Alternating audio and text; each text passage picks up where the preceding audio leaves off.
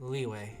Arguably the wealthiest nation of Teyvat, it has benefited from thousands of years of stability and prosperity.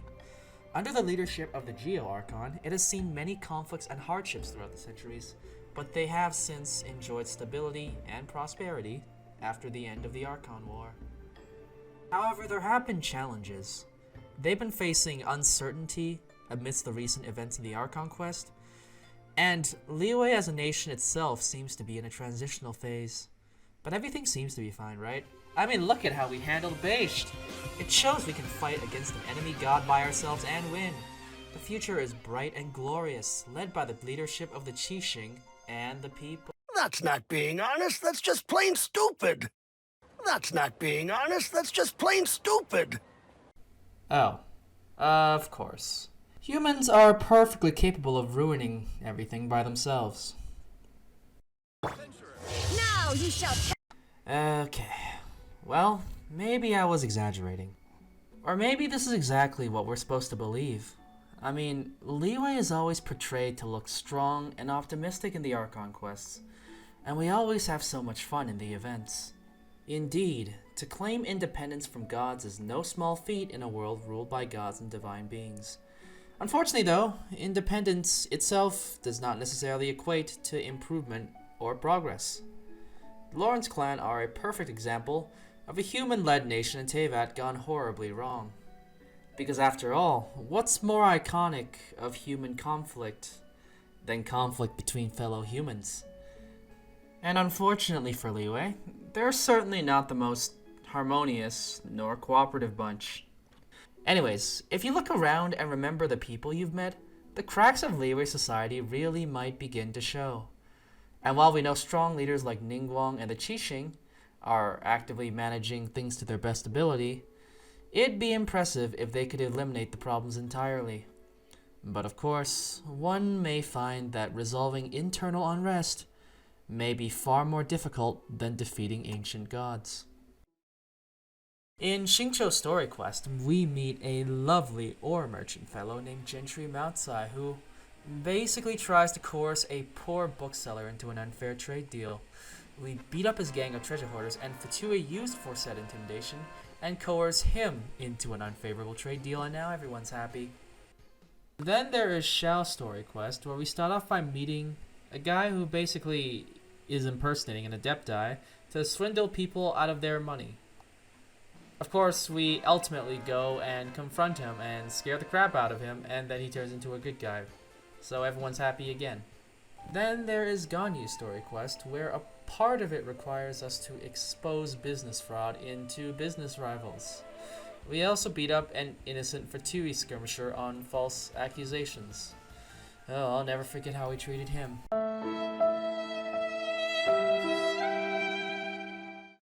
And lastly of the examples I am bothering to share, there is Yunjin's hangout, which was pretty fun for the most part, until you go through this route, where once again we gotta deal with some fraud trying to impersonate a reputable newspaper, illegally exploiting a girl desperate for a job, and trying to use her to get close to Yunjin. Man, I swear, this dude is filling out all the boxes how to be a slimy poser in one go. By the way, remember that Gentry Moutsai guy in Xingqiu's quest? He was also mad simping for Yunjin in this hangout, and being pushy about it too. Can we just dump him into the chasm already? Okay, time for a lightning round. Those two dudes who tried to mug Shenhe.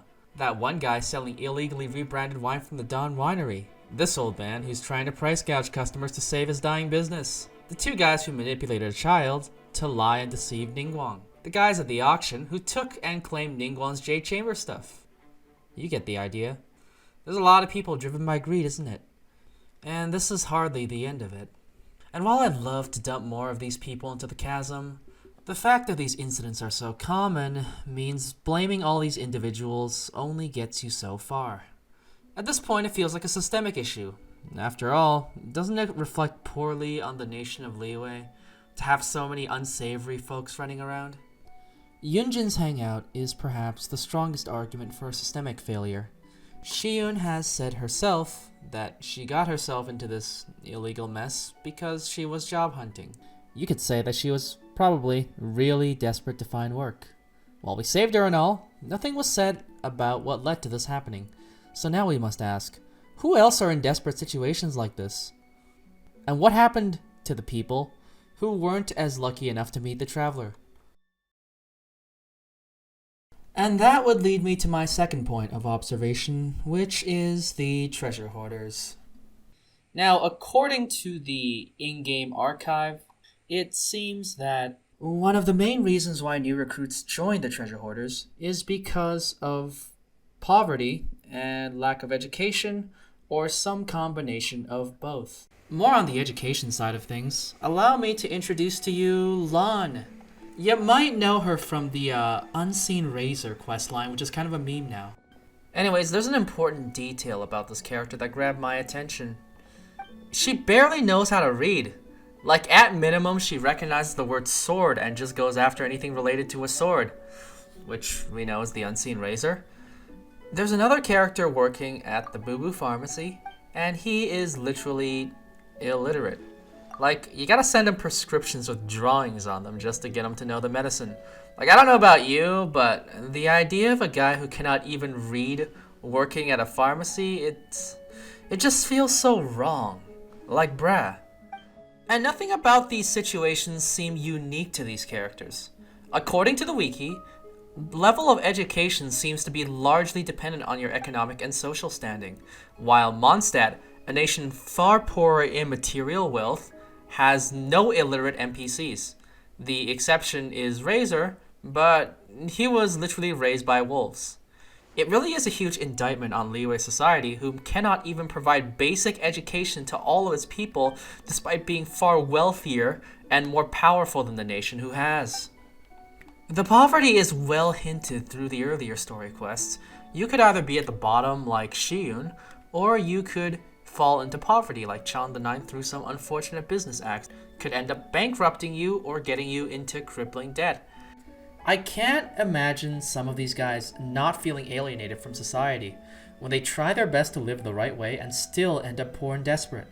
For many of these disenfranchised people, it becomes tempting to join a criminal organization that rejects law and order, like the treasure hoarders. And the results don't lie. Look at this overworld distribution of treasure hoarder mobs. They are everywhere in Liyue. You could walk down the main roads outside the harbor and see them in the open. While in Mondstadt, they are almost nowhere to be seen. We see a few ambitious treasure hoarders in Dragonspine, but aside from that, in the overworld, that's pretty much it. And while you can't really completely eliminate treasure hoarder presence in Mondstadt, because we still have had a few dealings with them, there really isn't a whole lot of evidence suggesting that a lot of people in Mondstadt are flocking to join them. And, well, that seems to be partially because they have better access to education and lower poverty rates than Liyue. Now, there is a point to be made about how Liyue also has more overall treasure, which makes it more attractive to search in Liyue. That is a factor. But Mondstadt has a strong interest in adventuring. I think these treasure hoarders could do well as adventurers. They definitely do a lot of similar things. Anyways, none of this is to suggest that the treasure hoarders are good guys. The organization itself is not good in most ways, but you could effectively turn away many of its members from a life of crime if Liyue society took better care of these people. Yeah, okay. So at this point, the systemic failings of Liyue is getting pretty exposed. Don't get me wrong, none of this is to suggest that Liyue is in trouble anytime soon. I mean, obviously a nation wouldn't go from this to the Lawrence clan in just one lifetime. And that is because, well, we trust our friends in charge to be responsible rulers.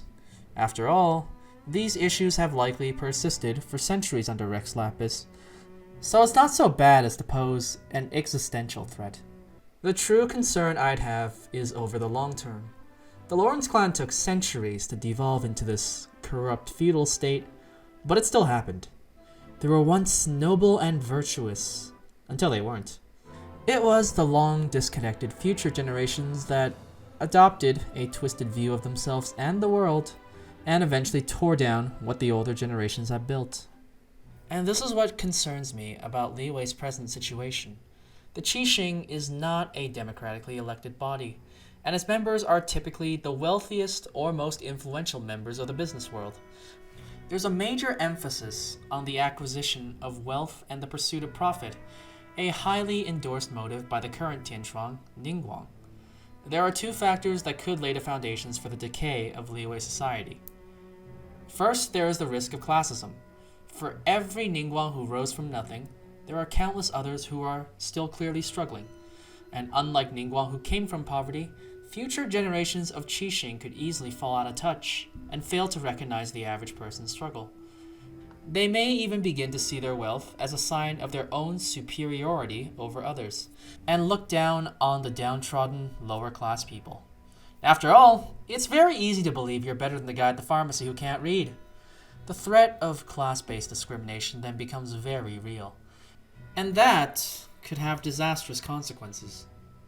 Then there is the pursuit of wealth, and the inherent antagonism between competing merchants that motivates selfish, unethical behaviors to gain an advantage.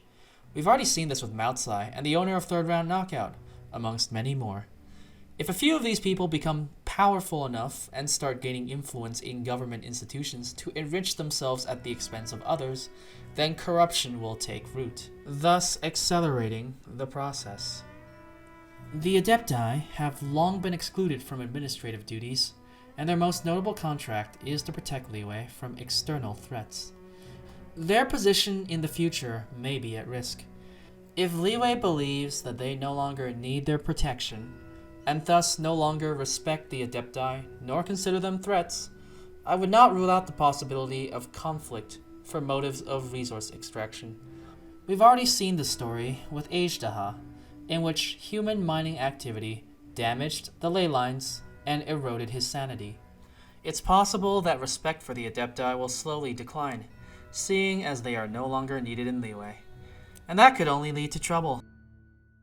In real life, all great nations come to a collapse through a slow decline of decadence and corruption. If Liyue is to avoid this fate, their culture needs to change and their institutions strengthened to serve people rather than pit them against each other. Alright, at this point, you might think all of this is insane. At the end of the day, this is all hypothetical, and what I describe is a worst-case scenario. Honestly, I don't even think it will actually happen at all. Even if it does, this would be so far into the future that the traveler will likely be done with the main questline and already off to another world. In other words, it wouldn't be any of our business anymore, and it would be so far removed. And characters like Ganyu would likely still be around. There's way too many factors at play to be able to predict the future at such a scale, and for the foreseeable future, Liyue is doing okay. And that is the end of this video. I just had an idea and I decided to explore this possibility for fun. Hope you all enjoyed.